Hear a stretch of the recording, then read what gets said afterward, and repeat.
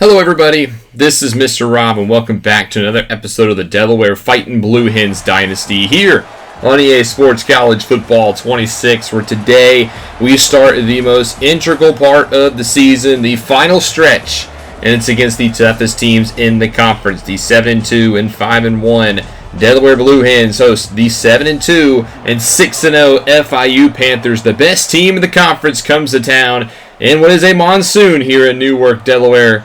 And we'll try to take one step closer to our first conference title today. If you're excited for this one, make sure you drop a like and you subscribe down below, especially if you want more Dynasty Mode content, as it will be the Panthers starting off with the football first. This is the best team in the conference. They played like it. The record shows it. And we're going to have our challenge today as they start off on the ground with Heath Mayer and the true freshman.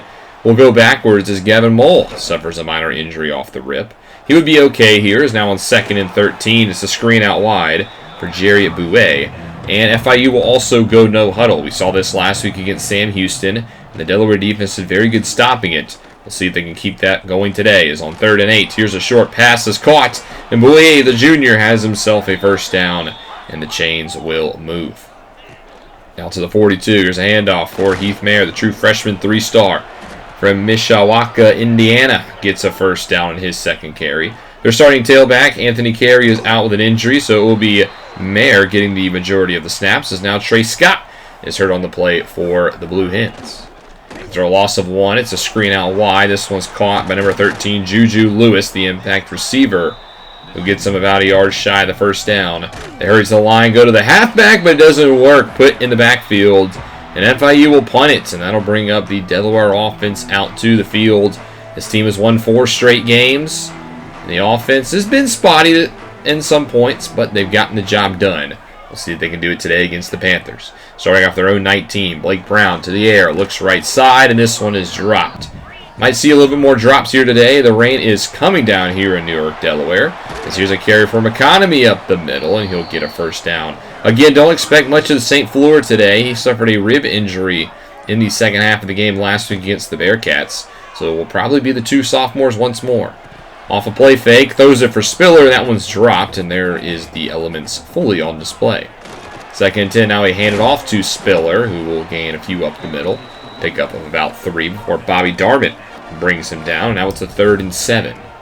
Brown will go to the air, blitz off the left side. He throws it that way, and he's got Thomas Amankwa, the team's leader in receiving yards this year, coming off a 6-catch, 57-day against Sam Houston.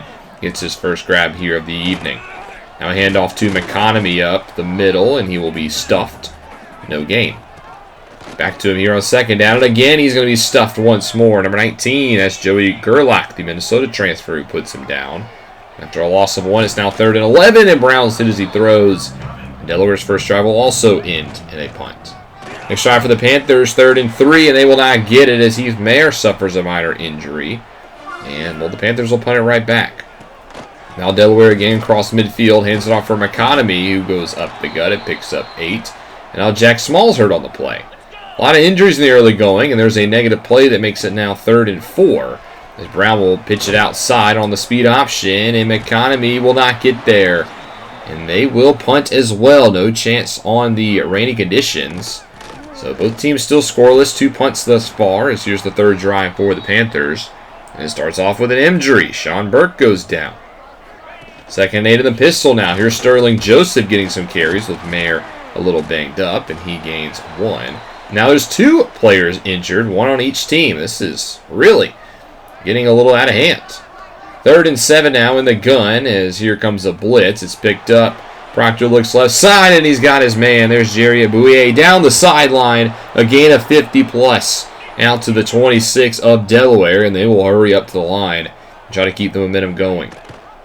Hand off here. No, it's a keeper for Proctor, and he will be wrapped up after a gain of 2. 2nd and 8, now 5 men wide as Proctor goes back to the air. Only a 3-man rush. He throws it short. This one's caught, but Jackson Verdugo quickly stuck at the line. He only gains a handful. 3rd and 5 now. Proctor to the air, only completing 55% of his passes this season. As here he is incomplete, and the Panthers will go for it on 4th down. Getting aggressive here.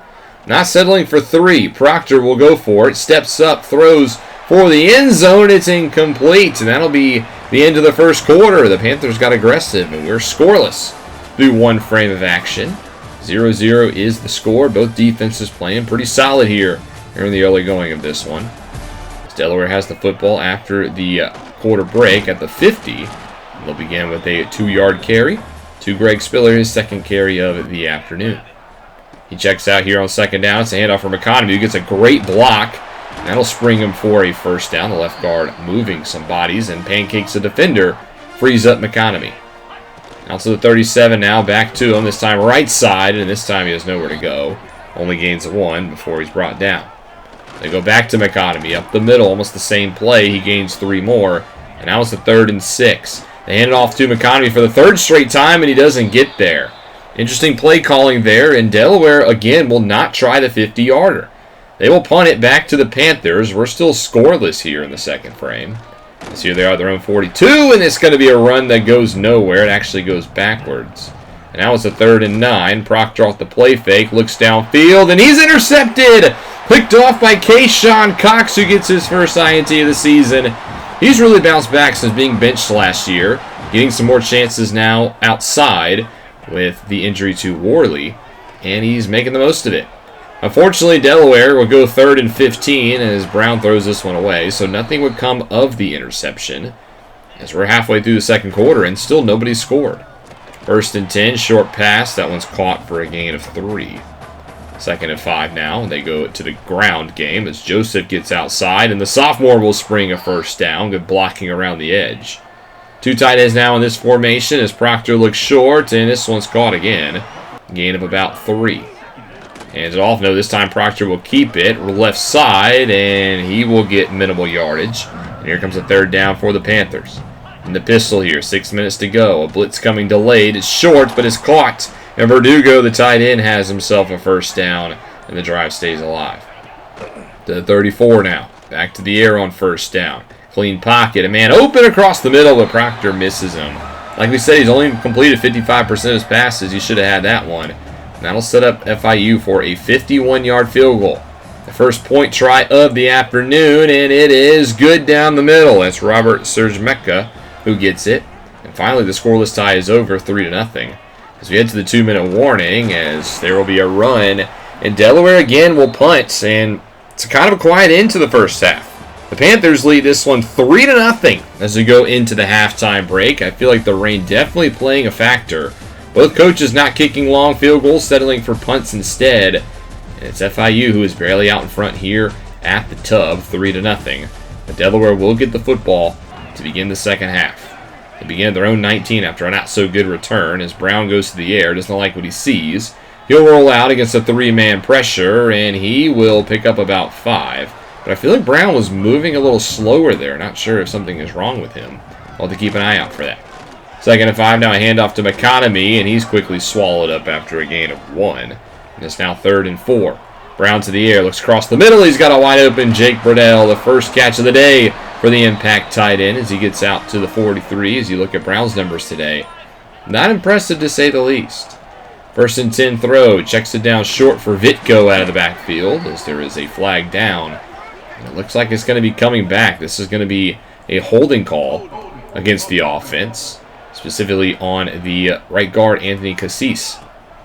So 1st and 20 instead, as Brown will face a delayed pressure. He'll roll out to his right, and he'll fire that way for Amanqua, and he will get 15 of those yardage, as Mr. Clark is now hurt on the play. So 2nd and 5, getting the yardage right back, as Brown looks short, and he's not on the same page as his halfback. So it'll be 3rd and 5 instead. Brown looks. He's got Faratori. There's a nice grab for a first down. 3 catches, 40 yards on the day for the Rutgers transfer. Now past midfield, a bluffed pressure from FIU as this one's caught by Burdell. His second grab of the day. He's got 2 for 28.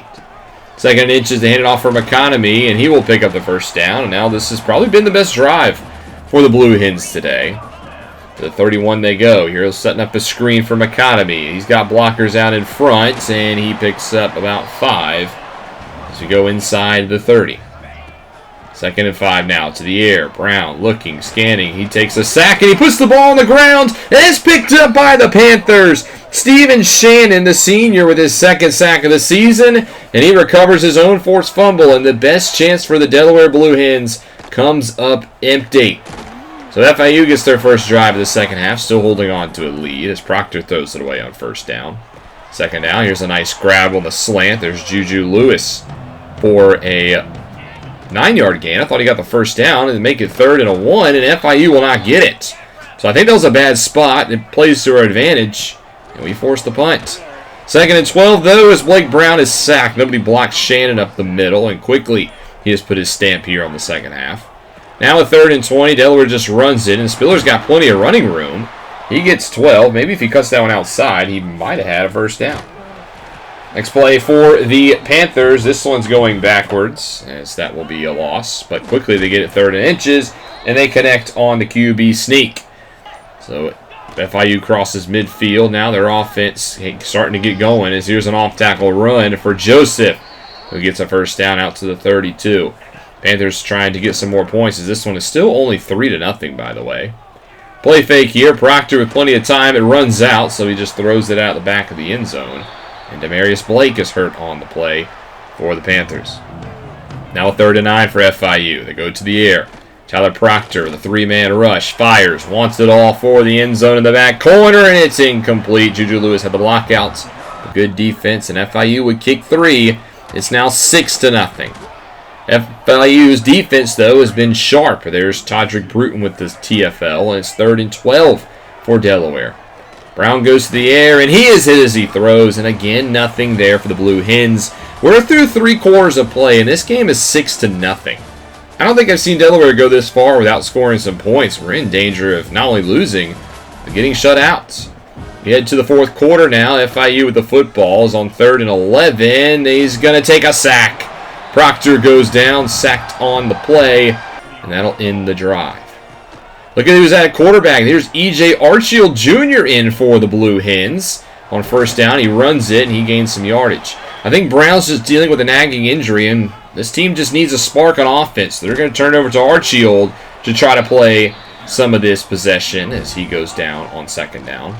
3rd and 1, they hand it off for Spiller, and he will not get there. But he fights, and the 3rd effort gets the 1st down. What a run by Greg Spiller. He was dead to rights twice, but picks up the 1st. 1st and 10, Blake Brown back in the game. He's seeming like he's trying to fight through whatever pain he's in, as there's a nice throw. Now to the 20 now. It's a short pass for Spiller. That one's high. It's a short pass, but he even can't hit him on target there. Only picks up 3. 2nd and 7 now. Brown with it. Looks right side, and Burdell will gain a 5. Makes it now 3rd and 2. They'll go back to the air here as it's a quick pass, and it's dropped by Amanqua. On a 4th down, Delaware's going to go for it. And they bring in Archield back in the game. I think they're kind of telegraphing they might run this football here as they hand it off for Spiller, and they don't get it. It doesn't pay off on 4th down. The gamble doesn't pay off. And again, the questionable play calling. I think you make it too obvious that you're going to run it there, bring in Archield. Next drive for the Panthers, 3rd and 12. This one lobbed deep, and it's incomplete. But Delaware's going to keep Archield in the game, and we're hearing that Blake Brown is out for the rest of this game. So it will be E.J. Archield trying to lead the comeback here as he faces his 2nd 4th down of the game. The 4th and 3. It's a touch pass to Amanqua, and he will not get there. 2 straight touch passes on 3rd and inches, and we don't get the 1st down. FIU this time looks to take advantage. They got goal to go here with 6 minutes left off of the turnover. As Proctor with all day to throw, fires, and it's dropped. Had a receiver, but he couldn't hold on. 2nd and goal now. They'll try it with a handoff here, and this one will be outside, and they'll get a couple yards closer. As now Shane Peyton Thomas, the Jacksonville State transfer, is hurt on the play. 3rd and goal from the pistol here. And it's a delay give on the draw, and this one will not go anywhere. As FIU will try the field goal to try to make it a 2-possession game. 22-yarder from the left hash. This one is up, and it is no good. We're still 6-0 here in this game with 5 minutes left to play. Delaware's got to get something going here as Archield on 2nd down misses the wide open man. Incomplete. He could have been running for a little bit. 3rd and 10 now. Archfield back to the air. Scanning. Fires short for Welsh, who has it, but they don't get a first. And Delaware's going to trust the defense. They're going to punt it back to FIU. I don't know if it's because they trust the defense or they just don't trust the offense to get it. As FIU starting to get going here as they're inside the red zone once more. And clock's inside 4 minutes. Handoff here to Joseph, and he's stuffed behind the line for a loss of 2. 2nd and 12, they play fake it to him now. Proctor scanning. He's going to tuck it, and he gets outside the pocket, and he's going to pick up a first down with his legs. Slides down at the 3. Another goal-to-go trip here for the Panthers. From the left hash is a direct snap, and this one will score a touchdown, and FIU gets the first end-zone trip of the day. It's now 13-0 as Delaware back with the football. 2:45 left to go. You're now down by 2 scores. Archfield goes to throw it here, and he's intercepted. Picked off, and this is a pick 6 to the house. Touchdown, Panthers. A pick 6 by Keyshawn Brewer. And that'll be the dagger. FIU wins this game 20-0. Delaware doesn't score a single point. We get shut out today against the best team in the conference. 20-0 here underneath the lights at W. Raymond Stadium. A tough loss here, and just one that leaves you flabbergasted. How do you go a whole game without scoring points? 20-0. The offense just could not get anything going. The defense played great all day. I don't think the 20 points really does them any justice. I mean, 7 of those points were off a pick 6, and the other touchdown was late in the 4th quarter after they had no help from their offense. Tough loss here for the Blue Hens. They had a couple of chances, couldn't get anything done. A couple of failed 4th down conversions. And our 4-game losing streak comes to an end, and with this win, the Panthers have punched their ticket to the Conference USA Championship game, and now it becomes quite the battle to see who will join them. Here's a look at the top stories. The Heisman race picking up. Devin Dampier of Oklahoma leads the way, followed by Arch Manning and a slew of others. We see USC and UCLA prepare for this week in the Battle of Los Angeles. Florida and South Carolina, 2 top 5 teams in the SEC, will go head-to-head. And then we will also see Clemson lose to Duke despite the performance for the Arkansas State transfer Jalen Rayner. The Blue Devils pass the test. Other scores on Monday, Central Michigan will beat Western Michigan, and Penn State loses to Purdue, one of the worst losses of the season for the defending champs. Georgia smokes Arkansas on Thursday as we get to Saturday where UConn beats James Madison, Ohio State over Northwestern, and Alabama will beat Ole Miss. Virginia Tech knocks off NC State, keeping their playoff hopes alive, while TCU wins the biggest game of the Big 12 season thus far over the Baylor Bears. The Horned Frogs could be the saving grace and one lifeline of the conference. UCLA beats Maryland, and we see North Carolina get beat down by Louisville. Pittsburgh hangs up 56 on Georgia Tech, while UNLV knocks off Air Force. Texas A&M beats Vanderbilt by 3 in the game of the week. Duke does pass the test against Clemson, and they are the new number 1 team in the country. Well deserved. The Blue Devils sit at 10-0. Texas State will beat San Diego State, while UTSA knocks off Memphis. USC, for their big battle against UCLA, dominates Oregon 45-21. And then LSU over Tennessee, handing the Vols their first loss of the season. Kansas State knocks off Colorado. Illinois over Iowa. Florida State puts up 56 on Boston College. This kind of out of nowhere. Florida State's had a bad season, but they put 56 up today. Notre Dame beats Syracuse. Texas Tech now enters the rankings over a 1-point victory against Arizona. Michigan knocks off Michigan State. We see Akron over Eastern Michigan in the MAC. 59 put up from Oklahoma over Northern Illinois, while Texas put up 66 against Kent State. By a point victory, Nevada beats Hawaii. SMU dominates Virginia in the ACC, while Arizona State doubles up Kansas. Nebraska up to number 11 now. They beat Washington 24-3. Appalachian State beats Georgia State in a big Sun Belt clash, while BYU knocks off Cincinnati. UTEP gets 3-point victory over New Mexico. South Carolina, for their big game against Florida, dominates Mississippi State, while South Alabama dominates Louisiana. Tulane wins a more closer battle against East Carolina, while Liberty will put the hurt into Jacksonville State. I thought the Gamecocks would be a good team this year.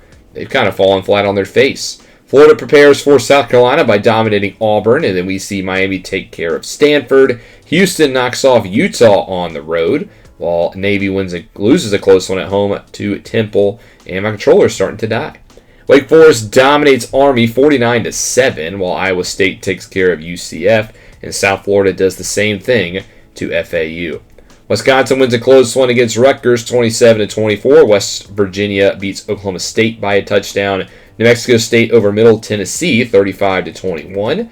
Georgia Southern beats Coastal Carolina. Oregon State doubles up Colorado State. The Beavers, one of the best teams in the Pac-12. Boise State, still the Group of 5 representative right now, dominates Washington State. And then Wyoming beats San Jose State.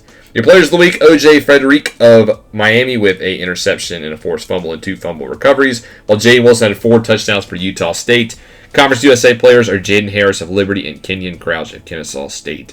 Here's a new look at the top of the 25 teams. Duke is the new number 1 thanks to their win against Clemson. I think that's a long time coming. Tennessee falls a little bit thanks to their loss. There's a couple of movements down the board. But the race for the, I would say, 9 through 12 spots is probably going to be the most interesting because we have some conference champions who are not in the top 12. Buffalo is the 23rd best team in the country, and they're a leader, as well as UCLA. The Big Ten leader is the Bruins. Boise State also out there as the Big 12 still doesn't get a representative. So with these outside the top 12 conference winners being automatic bids, that really squeezes that 7 through 10 range and even the 11 spot. So we'll see what becomes of that. Big games this week, Florida, South Carolina. We saw the same thing with USC, UCLA. Number 10, Louisville will play number 7, Pittsburgh in a top 10 ACC clash, while Miami at number 2 will host their rivals in the 17th ranked Virginia Tech Hokies, who are trying to keep their playoff hopes alive. As far as us, we'll try to get back in the win column as we head out to Jacksonville, Alabama to face the Gamecocks, a team that I think has underperformed this year. They're 4-6, 4-3 in the conference. I thought they would be one of the best teams in the CUSA. But this is still a team that I don't want to sleep on. I mean, we just got shut out by FIU. So anything can happen in college football. We got to get the offense going. We got to get back on track. Because our chance at the conference championship game is still very much alive. We're 5-2. And we do hold our own fate. So hopefully we can get back in the win column next week. But thank you guys so much for watching. Hope you guys enjoyed. If you did, make sure you drop a like and you subscribe down below, especially if you want more Dynasty Mode content. This is Mr. Rob, and I'll see you in the next one.